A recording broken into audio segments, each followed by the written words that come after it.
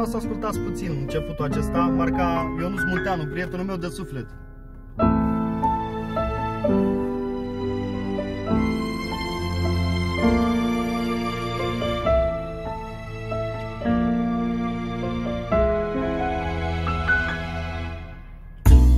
Azi am învățat că dragostea e frumoasă doar la început, după care te face să suferi mult. Zâmbetul și fericirea mea în lacrimi s-au transformat. Să fac tot ce am făcut